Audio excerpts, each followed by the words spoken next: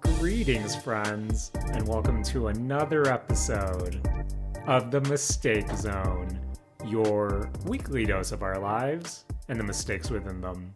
My name is Jaren Wade. Joining me, as always, one of my best friends in the whole wide world, Matt Alba. Hey, Matt. Yo. How are you doing? Yo, I'm doing good. Matt, I think my chair creaked a bit during that introduction, but that's part of the audio experience. Matt, I need a new computer chair. But speaking about our office setups, I had a new addition to my office setup, which is this Persona 4 desk mat that nice. I replaced my... It's like that desk mat that has like cork on the other side, but you know I needed to rep Persona 4, even though I'm pretty sure it's not official. But hey Matt, we have Rise holding on to the sleeve of the main character, the main protagonist, Charlie Tanoku, for those who know. If you know, you know. But good old Charlie. That's enough for me, Matt. But I heard you had some additions to your office setup in the Saturday Morning Arcade Clubhouse. Matt. Yeah. How's your battle station going? Jaren, if anyone remembers, at the end of last week's episode, I said I was maybe on the verge of a $500 mistake. Okay. And Jaren, I'm glad to say that I didn't make a $500 mistake. Matt?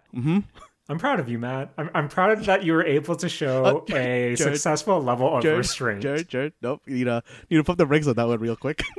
Because that mistake wasn't $500. It was about below 650, above 600 level of mistake. Are we doing Prices Right rules, Matt? Oh, man. Yeah. No, I won't do that. I won't do you like that, man. I won't do you like that. But... Matt, this sounds like a beefy boy. What are you rocking right now, Matt? Jaren, I bought myself a 34-inch ultra-widescreen monitor. Okay. Which is, for me, a huge upgrade off my, dual 21-inch, just regular widescreen monitors that I've been rocking for, I want to say, about 13 years. That's value, Matt. Currently, I have a dual monitor setup, and the Asus that I'm using as my secondary monitor, I think this bad boy, 27 inches, I think I've been rocking this since, I remember having this when I was playing Borderlands 2 on the PlayStation 3, I believe. So I've had this bad boy for a while now, but Matt, quite an upgrade. But I know you, Matt, you don't like to get rid of things that are unnecessarily, What did you do with those other monitors, Matt? Jaren, I don't know if this happened to you, but I think that Toy Story had a profound effect on me as a child that's echoed into my adulthood life leading to now, where I feel like inanimate objects have feelings. And I didn't want to just, abandon these 13-year-old monitors that have gotten me through, a majority of my adult life. So, for sure, I also bought a kind of, really tall monitor stand with monitor arms. And I've attached those monitors to this monitor stand, and now I'm using them as a part of my setup. And, Jaren, I've run into the really weird problem now of having too much screen real estate. I feel like I'm just having windows open for the sake of filling these screens. Matt, what you just described to me sounded like you were fusing a bunch of stuff in Tears of the Kingdom. Oh man, Jaren, I can't wait to show you my sick auto build.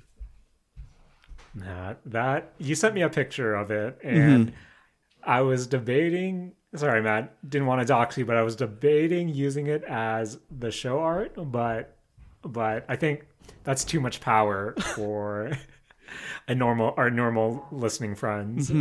But Matt, with a setup like that, how do you plan to use that to immerse yourself in gaming? Because I think you need a Steel Battalion controller right now, because you are one fancy schmancy controller away from pure immersion, in my opinion. Like I have a I have a HOTAS controller that I used when I was playing Elite Dangerous. Yes. And I'm really looking for games that I can use this ultra wide monitor and kind of like this extended ultra wide from the extra like my two original dual monitor setup to really take advantage of it. Like I tried out Diablo 4 in this, and it is like really really jarring to like see it from I guess this like ultra wide angle, because I tried it also on the normal screen like above it, and Jaren, I don't think I can go back after this. I even tried loaded up Monster Hunter, did like a hunt in ultra widescreen, and like that felt really good. I really really feel like I need to get more games in this. I've been considering downloading, what do you call it? What's it called? The flight game on Game Pass. Flight Simulator? Microsoft Flight Sim. Right. Just to see like how that goes. I've been considering like just looking at a bunch of sims to see how they go. And Jared and I don't really play racing games that much, but I feel like with a setup like this, I at least have to get a racing wheel. Matt, you have to Forza Horizon. You have to American Truck Simulate. And I don't know any other, car games of the like, but I feel like that setup is specifically tuned for that first-person driving experience. And I'm excited to see where that takes you, Matt. But before we move on, for your monitor, is it a curved screen or is it just, a normal monitor? It's a curved monitor. So I've only, quote unquote, experienced a curved monitor once in my life. And I think that experience for me was one where I found myself, if I wasn't, directly in the center of it, I was having a bad time trying to kind of actually look at it, where I feel maybe it's my lack of experience, but with a curved monitor, that's such a, singular experience. Not that I have many people in my office at any given time, but how is the curved monitor experience? And I know you were just singing its praises right now, but what are some of the kind of benefits over the flat monitor that you've had for, as you said, over a decade now? So I was debating between getting a flat monitor versus a curved monitor, and the way that I had my original two dual screen monitors was that I did kind of have them at an angle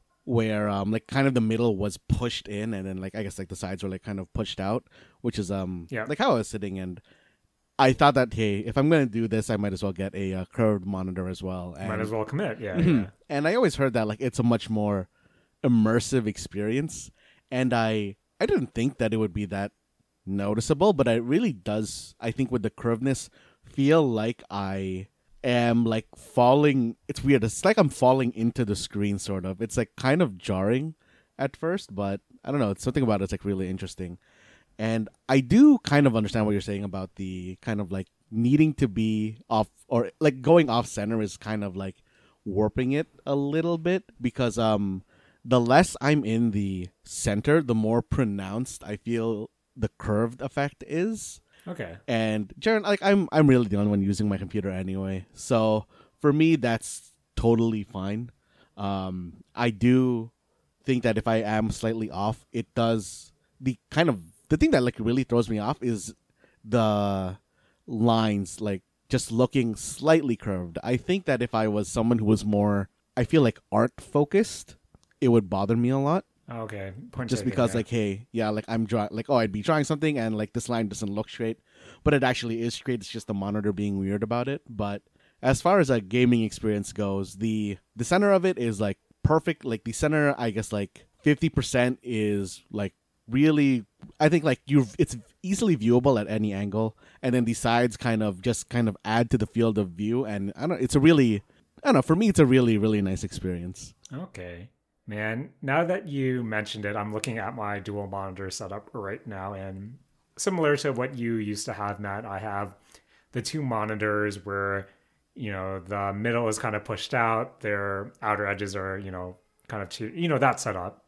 And now that you mentioned it, it's kind of awkward for me because I have a older desk that I have them propped on, it's one of those desks where I have drawers on both, both the left and the right side of the desk, where I do have to position myself to face my, main monitor and then look over to my right when I need like that secondary screen. And I think in the near, and not necessarily the near future, but in the future when I do need to kind of upgrade, I might kind of consider a curved one now, just because I think at least with my desk it would make more sense layout wise. But Matt, good to know that you're indulging in some mistakes, because I too have indulged in many mistakes this week. But Matt, before we get into big week in the video game space, Matt, Yes. I love me some not E3, but beforehand I bought something today that I wanted to kind of bring to you, Matt, that I found somewhat jarring. So today we went to the town over just to watch a Shakespeare play. We watched a performance of Much Ado About Nothing. Really fun. I'm personally a fan of Shakespeare's comedies, and one of my majors in post-secondary was English, so of course I have that background on me. But when we were browsing the gift shop afterwards, Matt, I did not know that there is something called Manga Shakespeare, and that I have purchased 12th Night of the Manga Shakespeare line, illustrated by Nana Lee, and haven't read it yet, Matt, but it was jarring to see kind of this bookshelf full of Manga Shakespeare. Oh, man. And my only gripe with this is that, one of my gripes is I put it in my bag to bring home, and then one of the edges was bent, so that now annoys me. Damn. But Matt, this isn't like a traditional manga that I'm used to, where you read right to left, or you know what I mean. Yeah.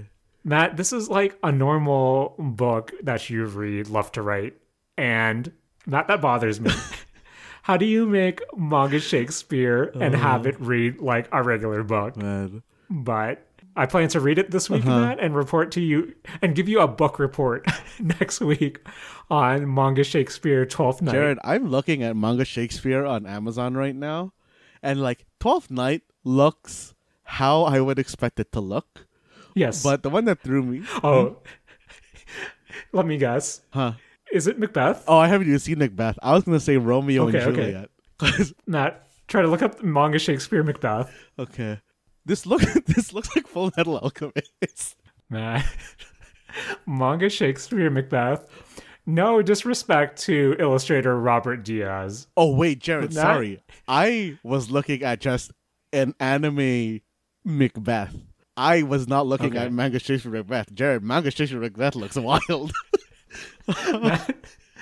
Manga Shakespear Macbeth looks like something out of my 10 to 12-year-old sketchbook. Okay, I feel like I need to describe this to people who are taking this as the audio medium. Yes. The cover of Manga Shakespeare Macbeth, it looks like it's in post-apocalyptic Tokyo, and Macbeth has samurai armor fused to his arms, and he's wielding dual katana. He's also shirtless. And he's only wearing pants, and he's wearing a bandana.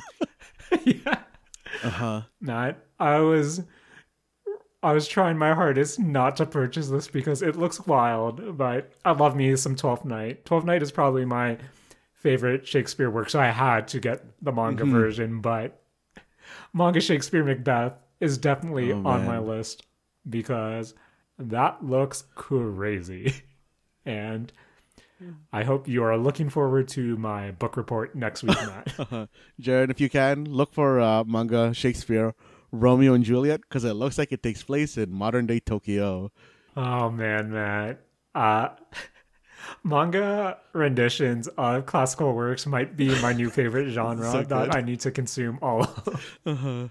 So, Matt, now that we checked out our recent purchases, I feel like we need to check in with our sort of recent purchases. Oh, sorry, Jared. Nope, I can't let you do that. I still have the Manga Shakespeare open. Jared, did not know there was William Shakespeare's Avengers: The Complete Works. Yes. Just wanted to bring that up.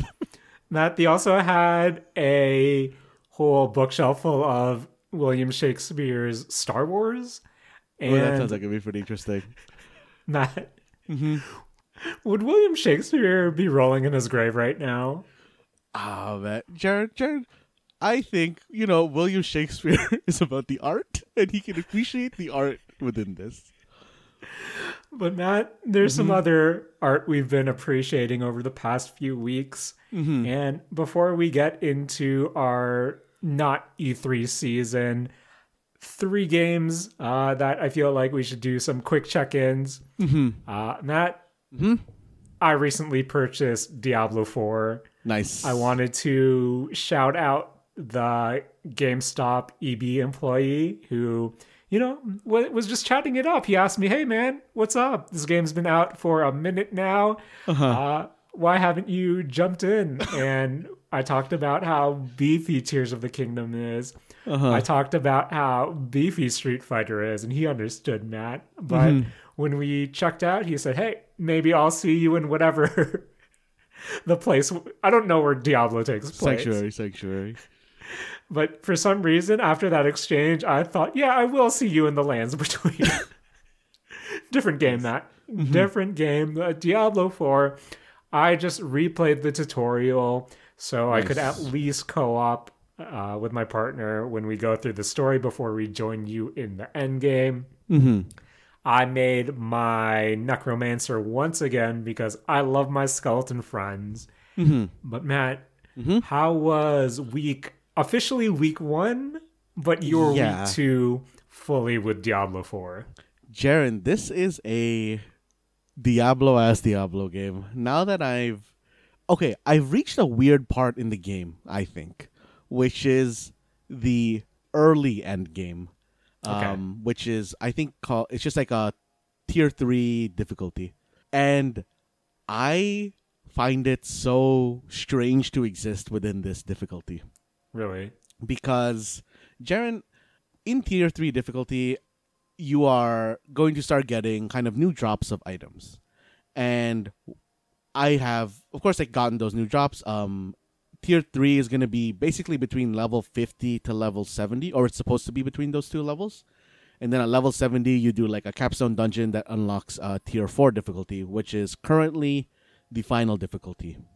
And Jaren, I think that by the time I got to level 55, I had kind of gotten the gear that I've been using up until now, which is me at level 61, I believe. And Jaren, I'm at a weird crossroad because I know that at level 70, I get to tier 4 and then I get kind of the next tier level of gear. But I'm getting drops now that I think you know how the legendary system works, right? Where legendary items can have their effects extracted and then they can be put onto another item, right? Yes, I believe you explained that to me last week.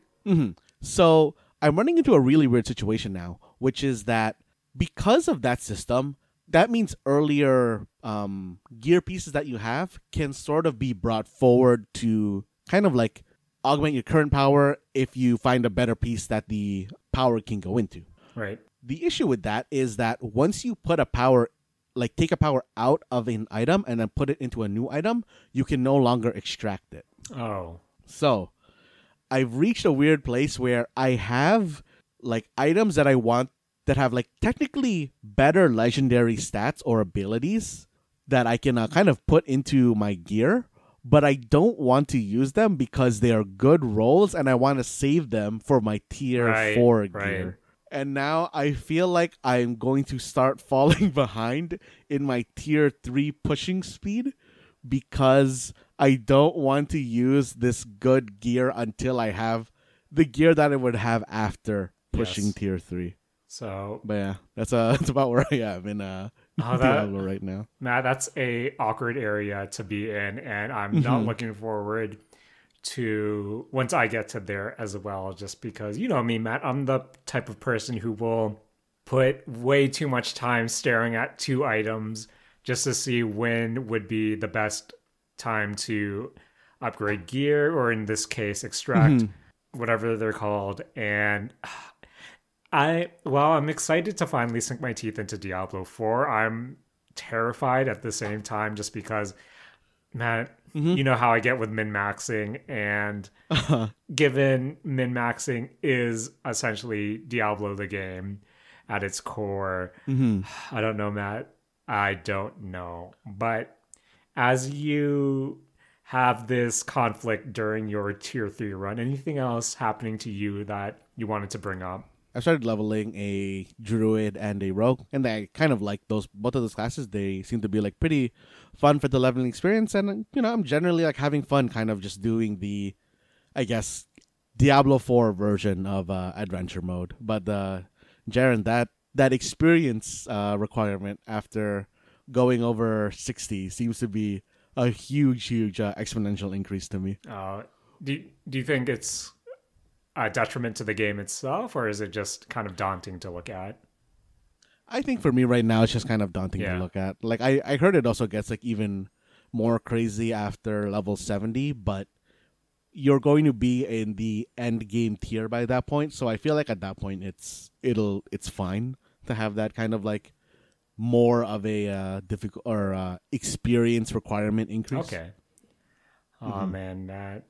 I think for next week as well, in addition to my book report on 12th Night, I will try to get Diablo 4 running on the Steam Deck, which apparently runs pretty well. And I feel like that would be a good handheld game to have. But yeah, good check-in with Diablo 4. But if we were to skip a few numbers, I've been playing more Street Fighter 6, Matt. And I feel like I've told you, I went on record to say that I'm probably just going into Street Fighter 6 to play World Tour mode, probably do all of the characters' arcade modes, get their endings, try a few combo trials, and then call it a day. But Matt, I find myself over the past week playing a lot more online, specifically ranked, just so I could. I think the thing to note for a game like with a fighting game, I think it is recommended for you to, as scary as it sounds, play ranked mode, just because at that point you're going to be able to put into a your tier list of people just about roughly your skill level. And from there, I feel like everyone says when you're first starting out, it's good, to not only play with people who are better than you, but also with people who are around your skill levels, just because, arguably you can't learn that much from someone who is just face rolling you. But as someone who lives within rookie, iron, bronze, and silver, that kind of realm of, people who are trying their best, people who are trying to climb after studying the tapes, and then the people who don't respect you and will wake up, X, dragon punch you for no reason.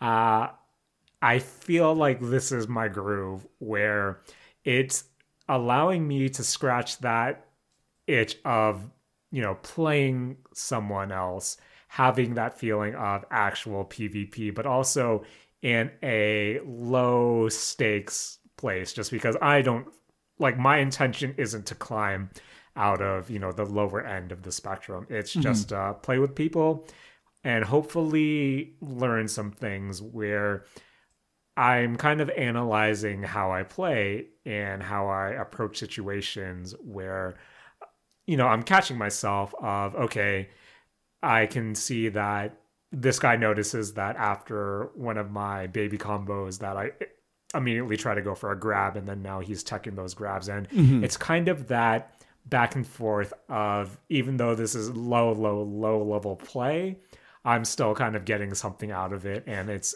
allowing me to enjoy something that I didn't necessarily think I was going to. And I still haven't really progressed that further in World Tour mode, which I kind of wish I should, because I want to dress up my avatar. I want to play the dress up game. But yeah, I admit that I fully switched to mostly modern when I play someone like Zangief because Matt, uh, making those 360s and 720s just Yeah. be a direction and a button press feels so wrong. But Matt, I don't want to be right at that point. Oh man. But I have been playing Manon on Classic just because while she's also a command grab character of sorts, I feel like some of the moves she misses out on are, pretty fun that I kind of want to have access to. But my whole issue is jumping back between modern Zangief and classic Manon. It's, oh, my brain is. I feel like I should really commit to one or another because those first few games after I switch the control types, my brain is even ultra mush at that point. But still having fun in Street Fighter. I also want to apologize, Matt, but I have that good internet now, and I feel like every 2 days I'm messaging you about that good internet, Matt. But it's making me feel good that I don't have that Wi-Fi signal next to my name in Street Fighter. Not that it means anything in these lower ranks, but that was some Diablo 4, some Street Fighter 6. Matt, do you have anything with our beefy boy Tears of the Kingdom that you wanted to mention this week? Yeah, I kind of pushed past that story point I was talking about last week where I thought that there was a bit more to this game than I expected. Yeah. And it turns out that I think that I was right. There is a bit more to this game than I expected. Okay, but it's still still grabbing you, Matt? Yeah, it's still grabbing me. Like, how is Tears of the Kingdom competing with your Diablo time? Tears of the Kingdom has become my editing game. So while I'm like editing our podcast, I'm playing Tears of the Kingdom, and when I'm kind of doing any kind of work that involves my computer is when I'm playing Tears of the Kingdom. Right.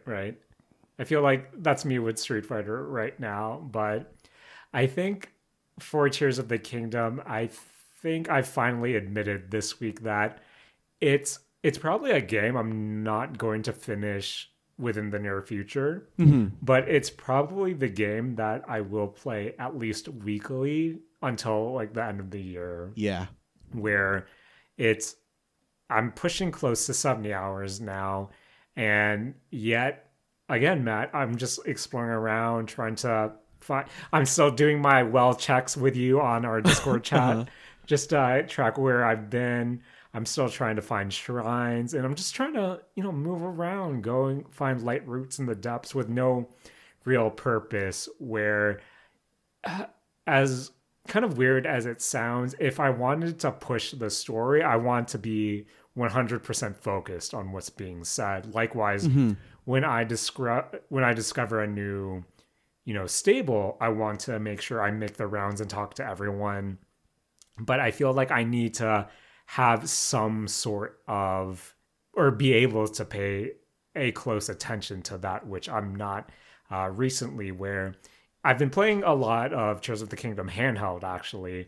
It is my before bed game to a degree, and I'm not going to try to push story on the handheld because, Matt, I'm not immersed enough. But that's enough for me just to make my round, see if, the Blood Moon happened. Maybe I can fight another Gleeok or another Lionel just to see if I can get my world XP up, even though I should probably be pushing more missions. Or, hey, a sign guy there. Hey, it's the friend who separated from his other friend. I should probably help him out. Where it's such an overwhelming game, and yet, as much as I want to push more content and learn more about this world, it's okay, what low stakes thing can I do without really needing to pay 100% attention to? And I think that's where I currently live with Tears of the Kingdom now, where my updates on the mistake zone will probably be a lot more sparse. But just know I'm probably just dicking around somewhere trying to build some crazy contraption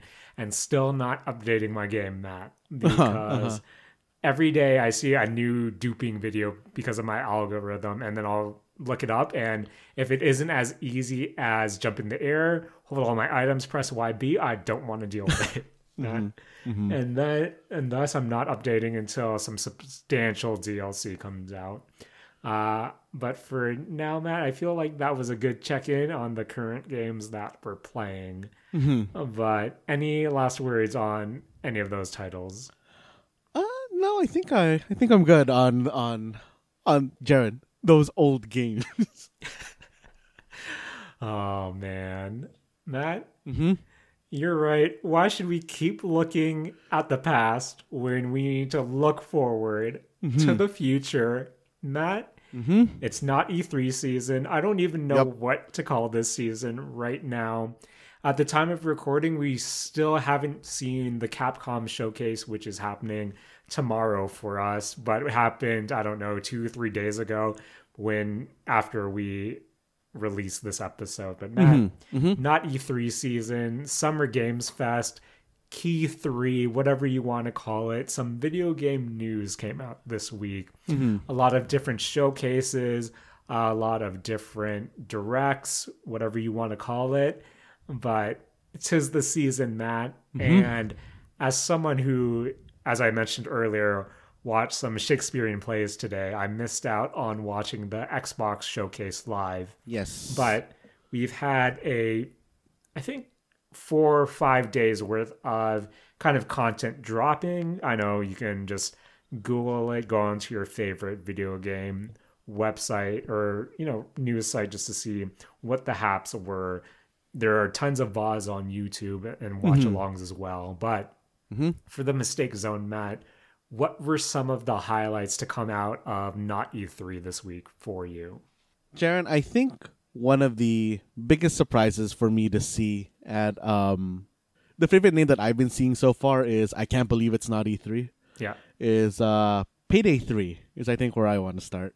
So Payday 3, this showed up on the Microsoft showcase today, correct? Yes, I believe so. Okay.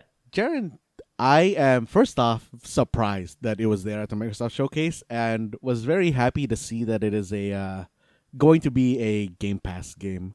I don't know for sure if it's like a day one Game Pass game, but they did show the kind of like Game Pass thing at the end of its trailer. Jaren, this is really looking a lot to me just like a prettier Payday 2. And on one hand, that kind of bothers me, but on the other hand, I know I'm going to play this anyway, so I'm kind of excited. So for our friends out there that don't know, I feel like Payday 2 has a special place in Mistake Zone Saturday morning arcade lore where I think the both of us have some sort of attachment to the game. You definitely have more so an attachment compared to myself, but we've both put in some hours with Payday 2. And, just seeing the news of Payday 3 come out, earlier we had the teaser. Now we had a better look during the Microsoft showcase today. But the question still remains, Matt, how, as someone who has such hours put into Payday 2, what would make you most excited to jump into a Payday 3?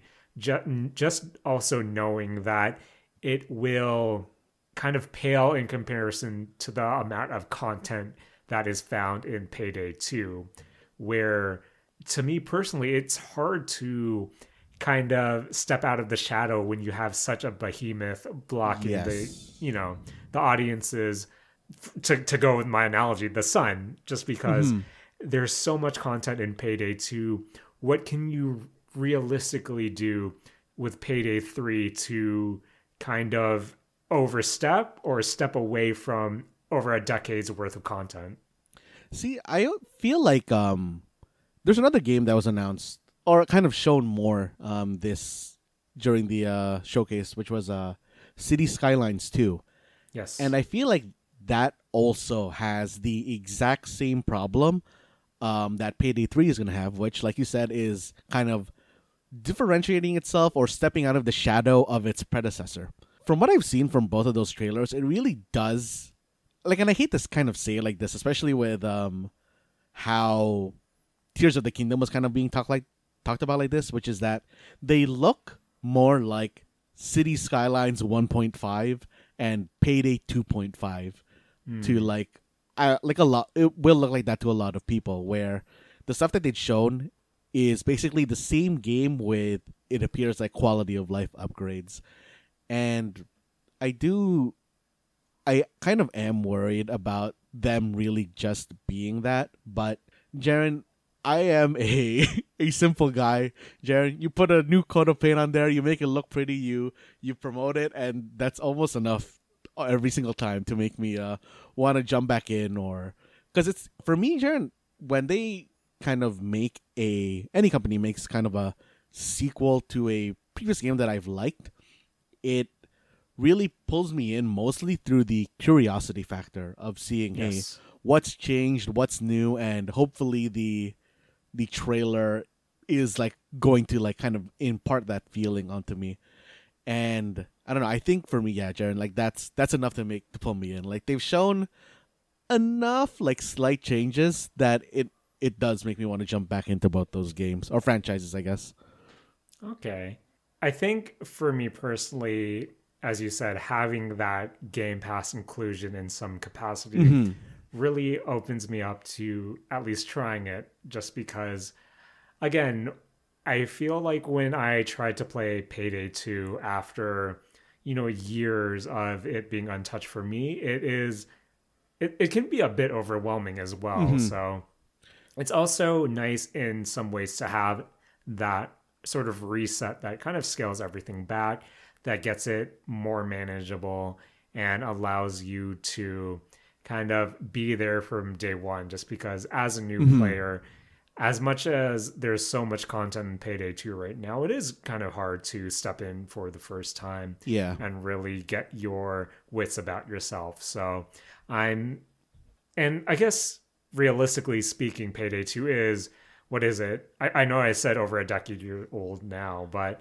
it has some mileage on it right now, and I'm hoping that this means new engine, new mechanics, and something that feels a lot more modern, I guess, is what I'm trying to get at. Not saying that Payday 2 doesn't play well, but with better tech under the hood, I would hope that there is something to help from a gameplay perspective to separate itself from the predecessor, whether that be new ways to execute stealth or new AI or, things of those natures. But the Game Pass thing is a really big hook for me personally, just to at least jump in and try it out. Yeah, I think the Game Pass thing is like such a huge thing for basically everything Microsoft announced today.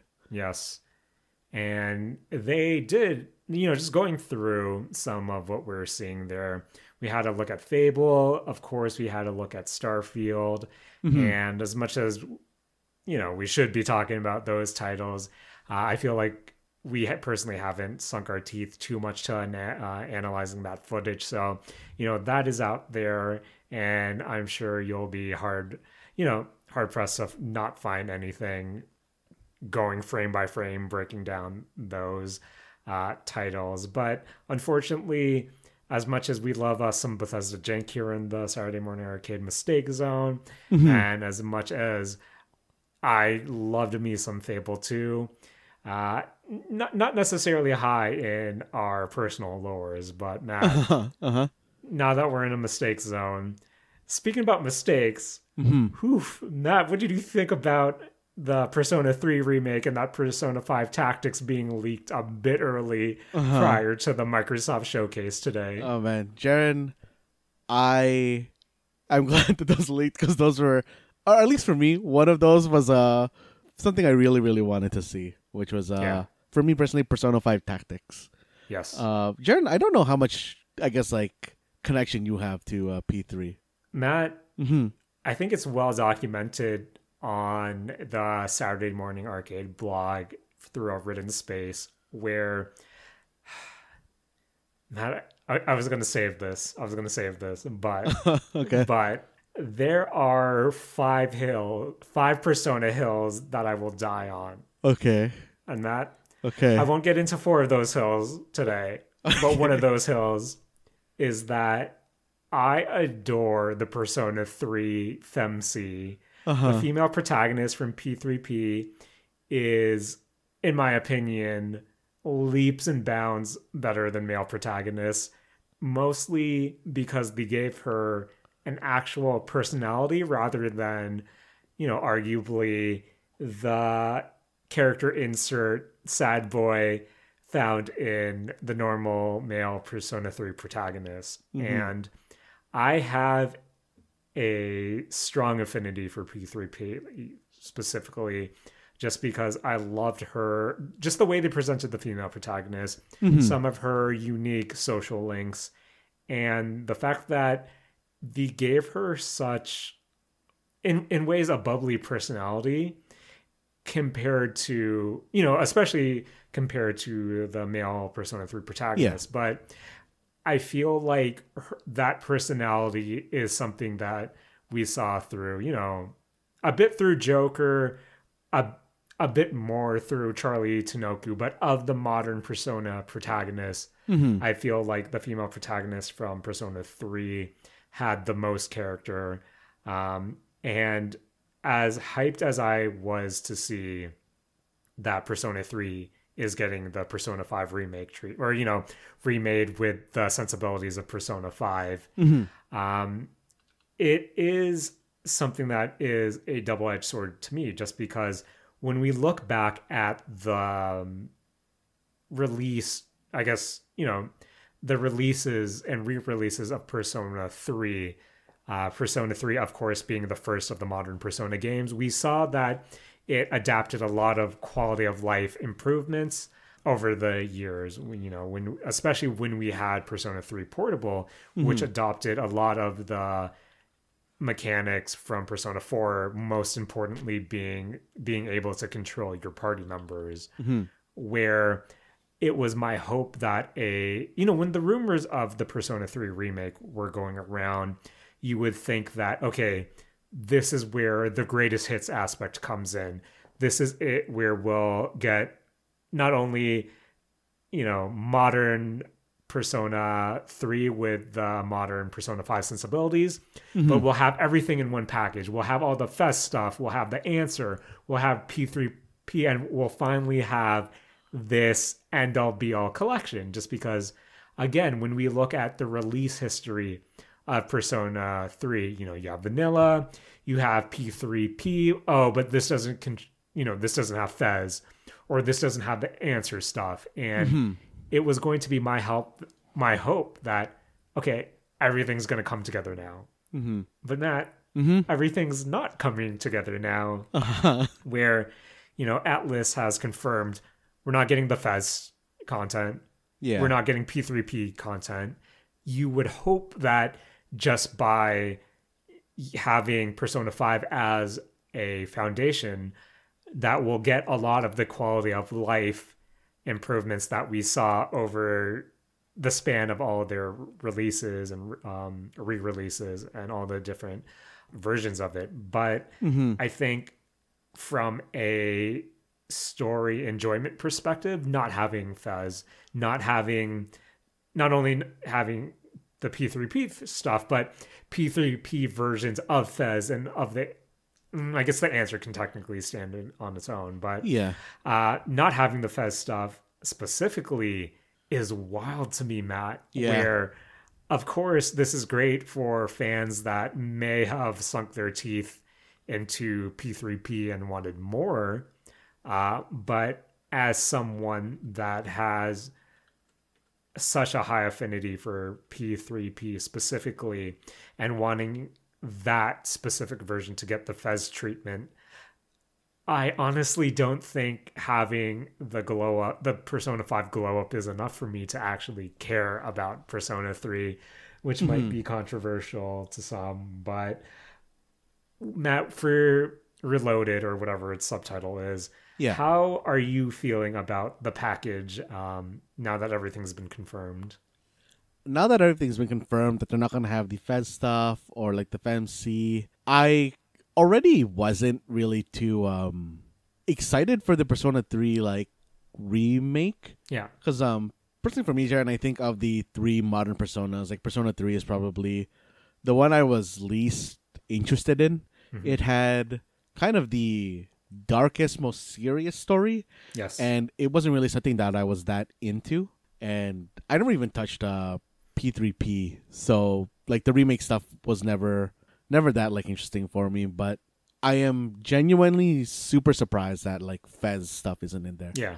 Like I on some level understand them not adding the female protagonist stuff, just because like that's just, I don't know, some additional stuff that maybe not everybody would end up going through. But to miss the stuff that's and also like I understand them not adding the answer for like I guess like, the post story, I guess like the post P3 story stuff, but to not have the I guess Fez content seems wild to me, because I feel like one of the most important things that was added for Fez was, what do you call it?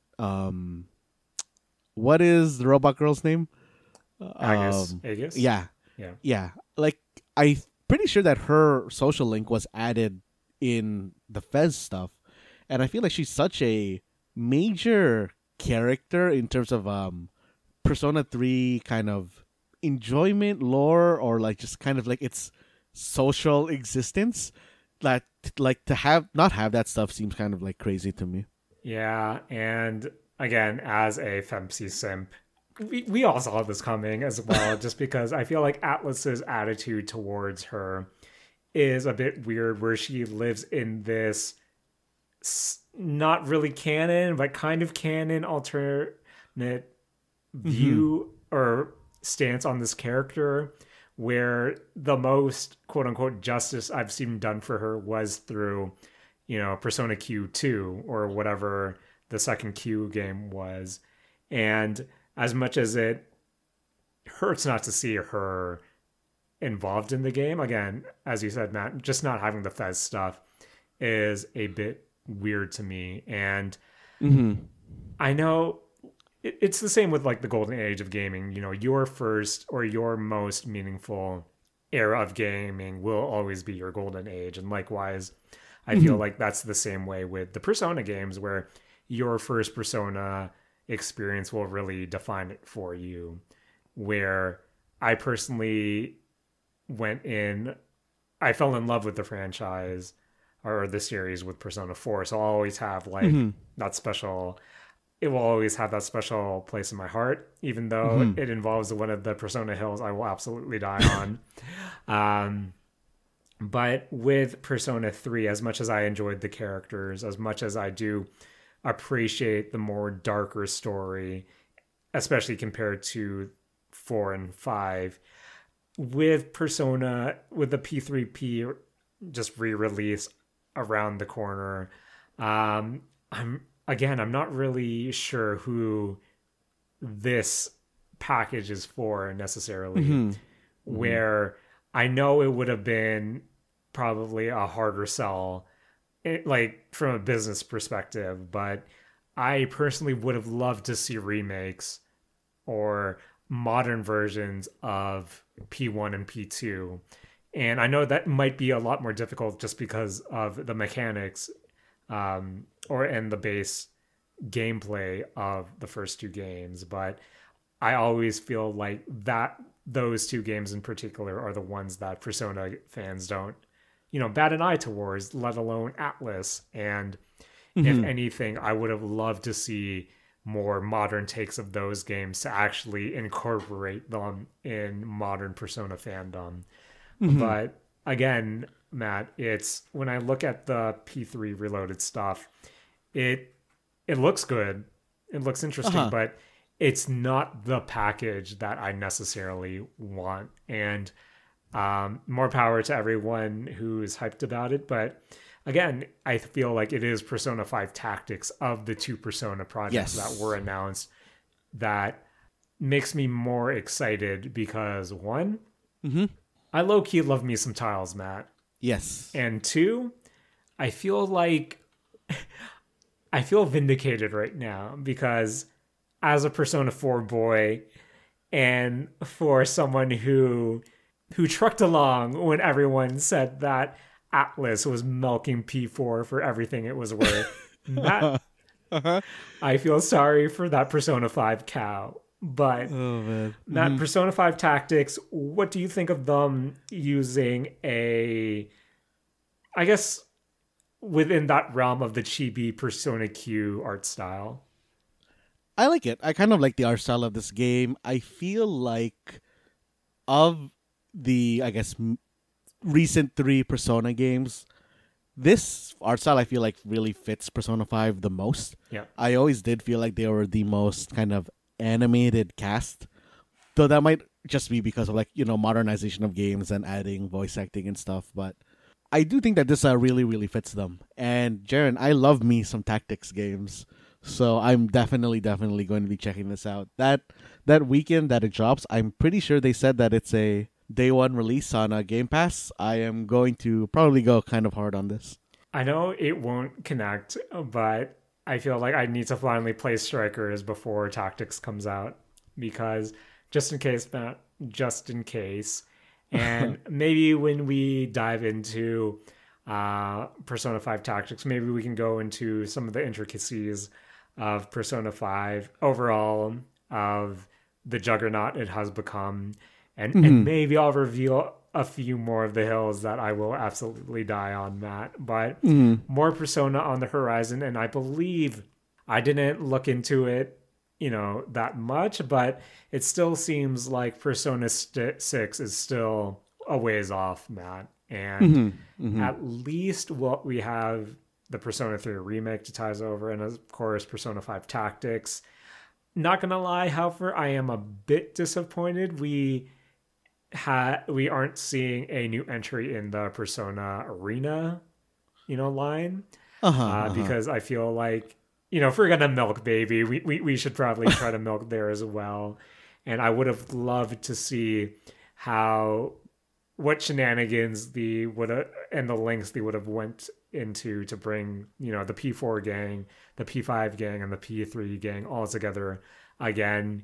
And I'd be curious to see if we would get a Persona Q situation where, with the last Persona 4 Arena, we had, contemporary Persona 4 cast with the aged versions of the Persona 3 cast. And I would be curious, if you do a Persona 5 Arena, do you pull a Persona Q and kind of grab the teams from each of their respective time periods to all come together through crazy time adventures? Or do you continue that trend of, do we get to see older P4 cast and even older P3 cast with the P5 kids? But lastly, before we move on from the Persona train, Matt, what do you think of Persona 3 Reloaded, or whatever it's called?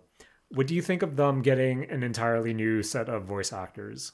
For me, that's fine. It doesn't really matter to me that much because, Jaren, I honestly could not remember the Persona 3 voice cast. I don't really remember that as well. I think the only thing I remember is that classic Ikari line, more like Stupe, ace defective. That's an amazing line. amazing line. But Matt, maybe one day we'll get the FemC reboot that I certainly want. But Matt, I think one of the things that I wanted to discuss real quick was seen during the Day of the Dev stream. And Matt, there was one game in particular that I honestly feel like someone went into, Chat GPT or whatever and said, hey, what kind of game would Jaren like?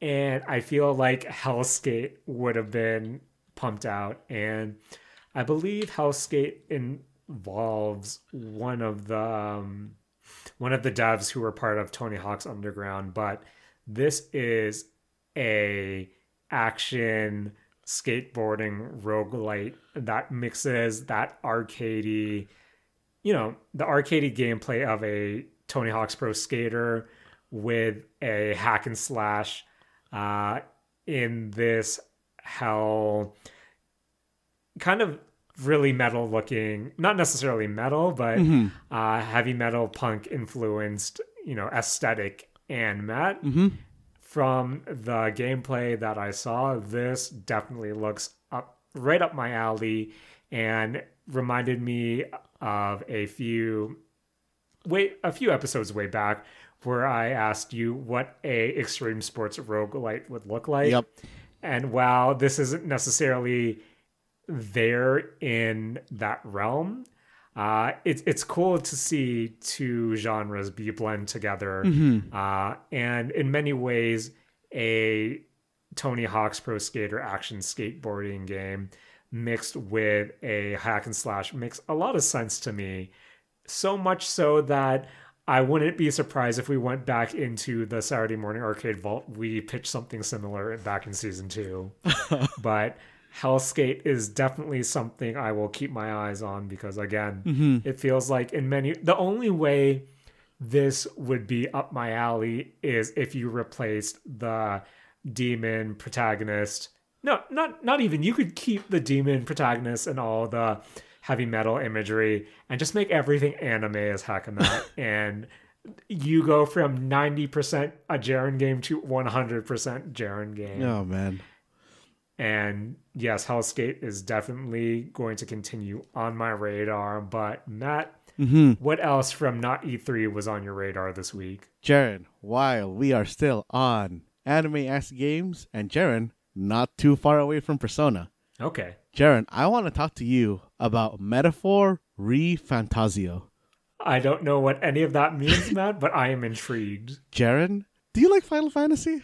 Yes. Jaren, I know you like anime because you said that already. And Jaren, Yeah. I know you like Persona. Yes. So, Jaren, what if I told you that Metaphor reFantazio is the creators of Persona 3, 4, and 5's take on Final Fantasy?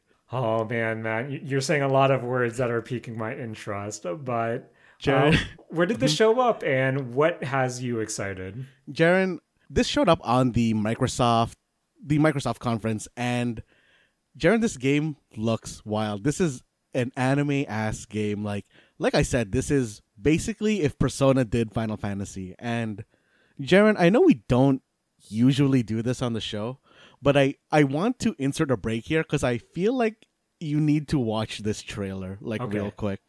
Okay. Atlas, okay. Oh, man. This looks like...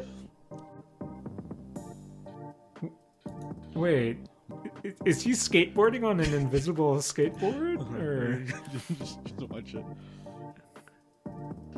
Oh my god. Oh my god. Matt? Took your word for it. Had to take a little break, watch the trailer for Metaphor reFantazio.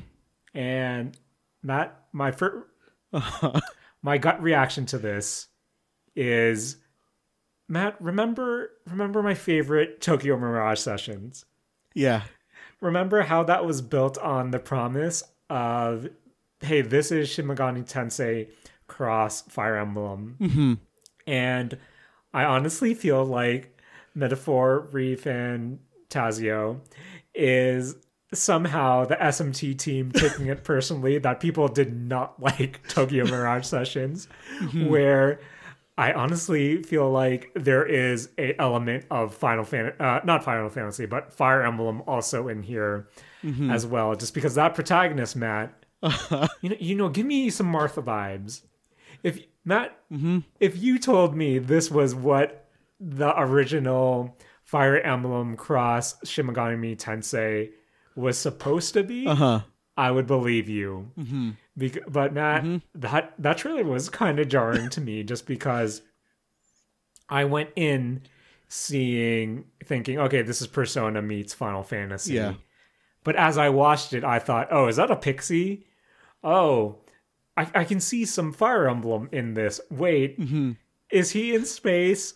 And is he riding an invisible skateboard where this trailer I am also intrigued, Matt Alba, where that looked okay, man. That looked like an anime-ass anime game. Jaren, there's one point in that trailer that I think immediately sold me on this game, which is when it's kind of doing the cuts when he's about to handshake somebody, and then it goes into what is very clearly their version of the S-Link, like frame. And Jared, I don't know, I I am ridiculously excited to play this game, even though I know that I'm probably gonna drop it maybe like 50% of the way through.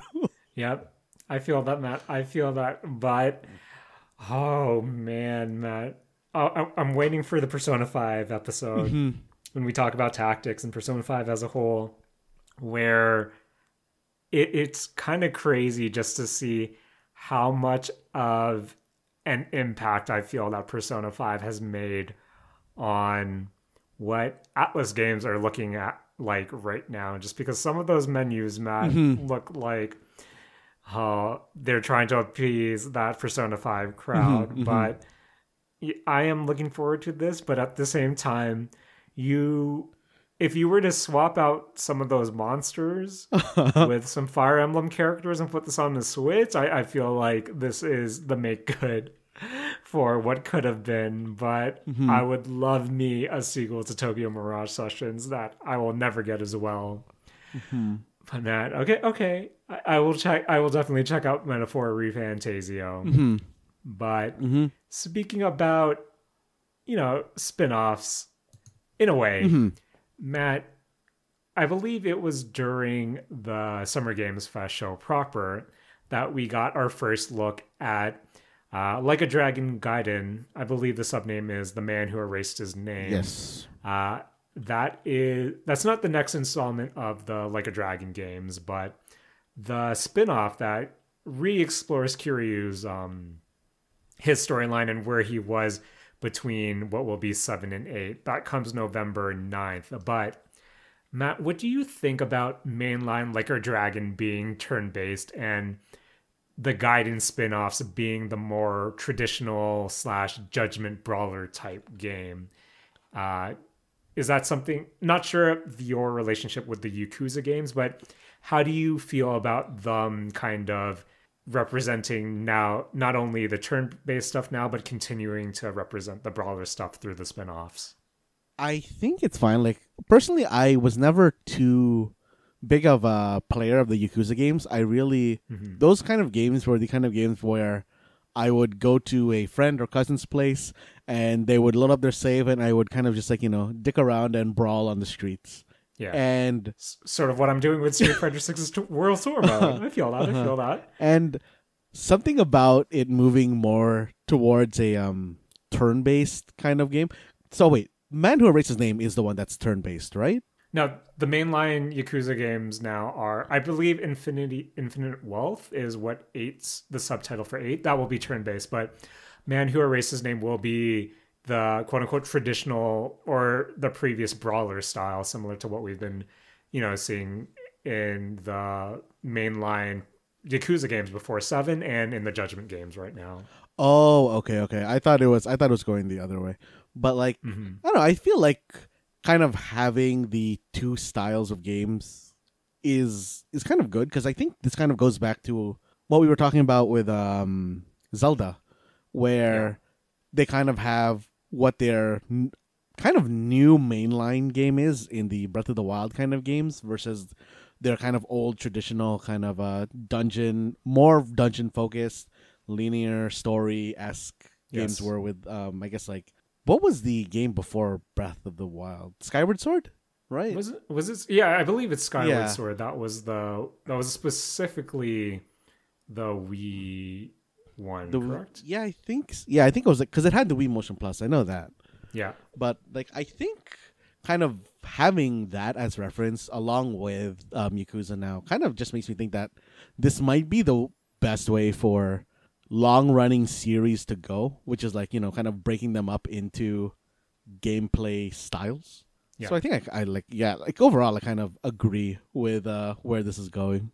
Yeah, it's just because I know it was pretty jarring to my Yakuza friends with the sudden switch to the turn-based stuff with 7, but through Judgment, even though I'm not sure we're going to see any more Judgment games, but even through the Gaiden series now, or even the Gaiden spin-offs, having that more traditional gameplay exist while still pushing forward with the turn-based stuff in the mainline games, I think is a really good compromise to kind of appease both, the newer Yakuza fans and the older ones. And exactly the reason I brought it up, just based on our Zelda conversations in the past, where I continue to be super curious to see how Nintendo will, kind of utilize the previous gameplay of Zelda, and if we will see more spin-offs or if we will have more of the games in the future. But Matt, I feel like I also need to bring this up just because it is the mistake zone. And did Sandland, the new action game from Akira Toriyama and Bandai Namco, did that reveal trailer do anything for you? I actually did not see this one. I actually don't know what Sandland is. I mean, Jaren, there's a couple smaller ones that I kind of want to talk about. Yeah. Real quick. The first of those is Clockwork Revolution. I don't know if you saw this trailer or not. I did not. But how's it looking, Matt? Jaren, this is a very interesting trailer for me because it's kind of I don't want to say steampunk, but that kind of, it's still very, I don't know, Gears oriented, but it's not specifically with steam. It's kind of like the mechanical watch kind of aesthetic to it. Do you know, like kind of what aesthetic I'm talking about? I definitely know what aesthetic you're talking about. So it's kind of that aesthetic with a BioShock Infinite kind of gameplay style and look, which is like very interesting to me. It seems to be a first person kind of BioShock-esque game, takes place in a honestly setting that looks a lot like BioShock Infinite. And it seems like its main kind of a gameplay gimmick is that you can time travel back in time to change the level in the future to kind of like get past certain things, which I think is like a interesting gimmick to it. I also played Time Splitters Future Perfect, Matt. Jaren, one day, Jaren, there's gonna be one of these conferences that's gonna show us Time Splitters 4 or 3. I can't remember what game that ended on. Future Perfect was 3, but I believe 4 will exist one day. The other one I want to talk about is Towerborn. I think this is a very interesting looking game, Jaren. It is a beat 'em up, kind of looks like a very nice modern style beat 'em up, and the kind of look of it, or not the look of it, the gameplay style of it reminds me a lot of how it gave me the kind of feeling of Castle Crashers when it was in its like heyday. And I don't know, something about it just looks like really nice. It looks like you're gonna have a lot of like customization with it because it does look like every single character was able to use their own kind of attacks, magic, and weapons, which seems very appealing to me. Matt, I just love this new era of brawlers or side-scrolling beat-em-ups that we are currently in.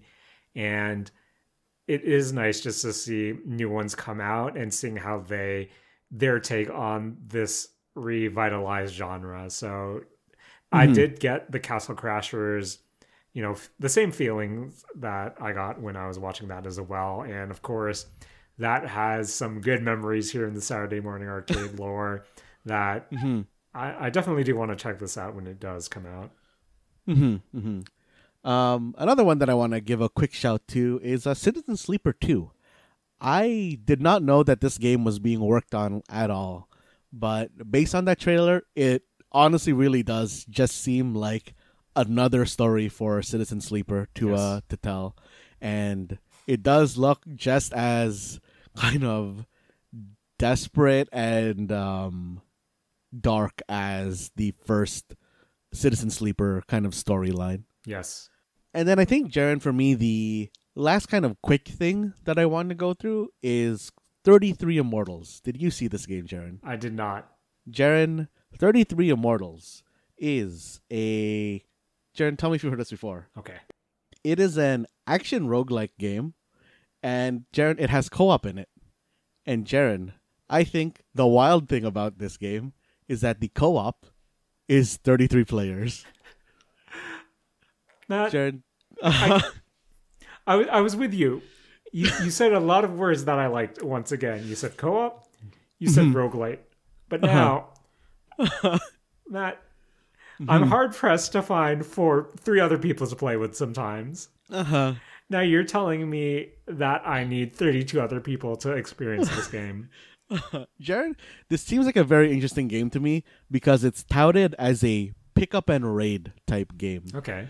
And this is a kind of top-down action game, kind of in the veins of, I don't want to say Hades. I want to say something like, oh man, why can't I remember any games in this category? Kind of like Zelda-y, kind of like that sort of like classic top-down fighting game. And what it seems like it's doing is that it's kind of doing the kind of battle royale sort of idea, except you're all co-oping, which is you go into this dungeon, you like queue for, I guess, a dungeon, and you're going to go raid through it with 33 people. As people die, they permanently die and they leave the instance, and then it's all up to the remaining people to finish the raid on this dungeon, which I think is an interesting experience, and I think it being on Game Pass really, really helps this style of game in particular. Matt, this is definitely something I will check out week 1 for sure, but the biggest buts, Matt, I need to know, will comms be closed? Because when you have 32 other people in that lobby, and these are if you die, you die situations, and that seems like a breeding ground for toxicity. But at the same time, you explaining the concept to me is really exciting, where I want to play this game. That sounds really appealing to me, just because I loved me some looking for raids back in the WoW days, but not too high stakes for me. Too high stakes. But no, it's okay. Once you die, maybe you can just leave the lobby and no one's gonna, you can leave before they start yelling at you. That is true, Matt. That is true. And I'm actually really hyped from your explanation there. But Jaren, I think the big game that we both have been looking at for this whole I can't believe it's not E3 kind of thing. Again, other big heavy hitters, we saw some Fables. Once again, we saw some Starfield. Miles Morales Spider-Man 2 got a release date. Alan Wake 2 looking good. But Matt, there is something that was revealed today as well. And I'm actually really surprised at the information that was released. But Matt, what are you thinking about the next, or I guess the only, Cyberpunk DLC? Jaren, just like you, I was very surprised at what this DLC actually is. Like the kind of summed up explanation I saw and read that you linked me to, of them saying that this is not just a DLC, it's basically Cyberpunk 2.0, has got me very excited. And I really, really hope that GOG had cloud saves, because I can't remember since I'm on my new computer and I don't have my old Cyberpunk save. But Jaren, like them adding basically all this new stuff on this list is very, very interesting to me. I don't know if you want to go through this list point by point or not, or if you just want to hit like what looks good to you. Matt, what are some of the heavy hitters that are sticking out to you on this list? Again, I think the one we're referring to comes to us from, Reddit. Not sure if you'll be able to see this thread by the time we're release this episode, but we had a too long didn't read version from Head to Sound, and they gave us a laundry list of some of the key points coming from this DLC reveal. But Matt, what were some of the points that stood out to you? I think the one that stood out to me the most was like perks and skills have been completely overhauled. No longer simple passive stat bonuses, much more active abilities like different melee finishers, a dash, or the ability to affect bullets with melee weapons. Like, I think that's really the one that stands out the most to me. Yeah. Just because I felt like as a kind of a, Netrunner style character, I had enough stuff. But I remember watching some friends play through and them really only having the kind of standard gameplay loop of, hey, turn on your like slow time, run up and just kill everybody. Yep.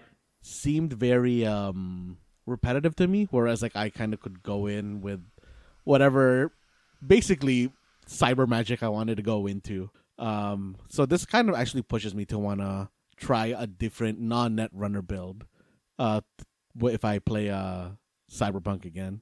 Matt, I loved me a Netrunner, even though it was super cheese. And seeing how this game is essentially being reworked to heck, I'm kind of nervous that my cheesy playstyle won't be available here. But again, I think seeing this laundry list of, updates and changes is making me really excited to the point where I originally played the game on a Xbox One X, and I think this would finally get me to dip around or double dip and then get a PC version, just because seeing what they've done to the game plus the possibility of mods in the future is also making me really excited as well. But looking through the list right now, the things that specifically, appeal to me, Matt, or stood out to me, Matt, tons of new random events and activities are added to make the world feel more alive, like card chases and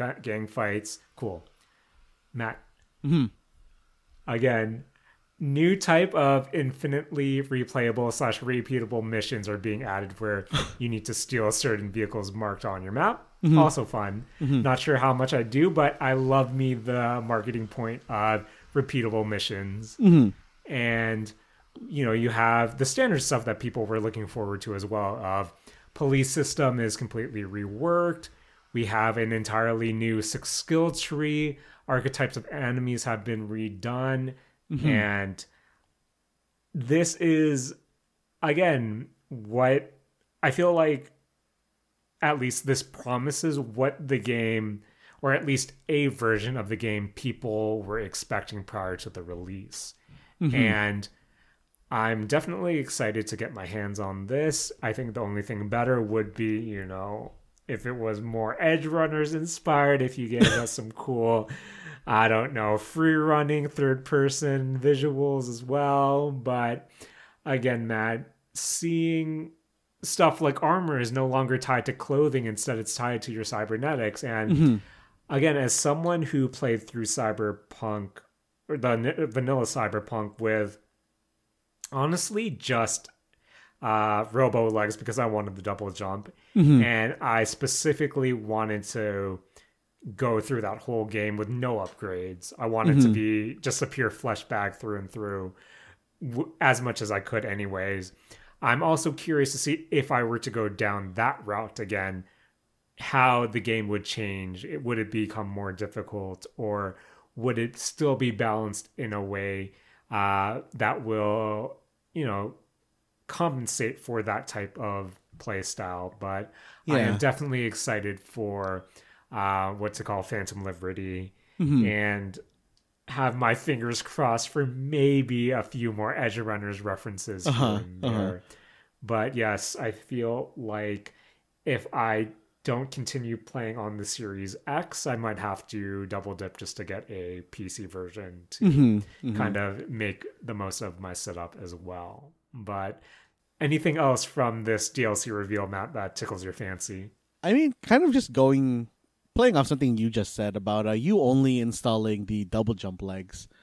Something else that kind of stands out to me on this list now that you've said that is the installing cyberware now has an effect on your body, and you can't install too much or else you'll go cyber psycho. Right. Does sound very interesting to me, because I did kind of similarly to you kind of go through most of this game as a flesh bag, and towards the end I was kind of like, I might as well just install all this cyberware because I have like the money and it's really just, additional stats for me and stuff. So having this kind of cyberware thing now does seem interesting, and I do wonder how this cyber psycho thing is going to work. Oh man. Again, I'm really curious to see what this game will be, if it will meet the lofty expectations that the community set on itself. And I think this is finally time for me to step back into Night City and visit all the tombs and hope that someone releases some sort of mod that makes it look anime. because that would definitely be it for me. There has to be a mod that's out like that already, right? Like that just adds. It'll add like all the Edge Runners crew in. I need more I know she okay, man, she's dead. But they need to bring back Rebecca somehow. They need to bring back Rebecca somehow. Will we see Lucy? I don't know. Hopefully. Her name was Lucy, right? I don't know. Yeah. I bought her Nendoroid, Matt, but I still can't remember her name. Yeah. But yeah, Matt, we just scratched the surface of not E3 this week. Capcom is, to all our friends listening out there, has already happened, but for us, that's something to look forward to tomorrow as well. But I feel like there was a lot of news and reveals this not E3 week that made me really excited for, the next few months and the end of the year and even 2024 and even our early peaks at 2025. Some new games that we get to play. But I am really curious when all these things come around, will I still be playing Tears of the Kingdom? And there's a high possibility that I probably will be. But Matt, anything from any last mentions of not E3 that you want to bring up? Yeah, Pal World is still out there. I'm still excited for Pokemon with guns. Matt, some of those not Pokemon were... Matt, is someone gonna get sued? I mean, they're not directly those Pokemon. Like, I think they're all slightly different enough that it's okay. It was jarring, Matt. I knew this game existed beforehand, but seeing it at the Summer Games Fest, it caught me off guard just because of the Pokemon Uncanny Valley that is Pal World. Mortal Kombat 1 looks gory, Matt, but I hate to admit it. I think I'm too much of an old man where I think the gore factor isn't why I'm going into Mortal Kombat anymore. I'm really curious to the point of who the cameo fighters are, since they are adapting more of a assist system similar to Marvel vs. Capcom 1, where you do have a secondary roster of assists you can call upon. But Matt, that's going to make some people very unhappy because remember our debate with Smash Bros. And they're an assist trophy. Matt, do you think the cameo fighter label will be just as toxic as, hey, you're an assist trophy? I don't think so, because I don't know which interview this was, but I did remember what's that guy? Ed Boon. Ed Boon? Yeah, he was saying that a cameo fighter can also be an actual fighter. Okay. So it might not be as bad as the assist trophy thing, but I still think that maybe that could happen. Oh man, Matt. But I think that's everything that comes to my mind right now. Again, a lot of news to come out. We just scratched the surface, but we got to rap about some things that specifically appeal to us here at the Mistake Zone. But another beefy episode, and Matt, I want to thank you as always for joining me this week. Jaren, I want to thank you for always hosting these episodes. Thank you, my friend. I want to thank monitors. I want to thank William Shakespeare. Oh man. I want to thank Zelda. I want to thank Lilith. I want to thank Jury. And I want to thank everyone out there releasing good video games, Matt. And with that, please take it away. This has been the Mistake Zone, and we're all out of fake E3.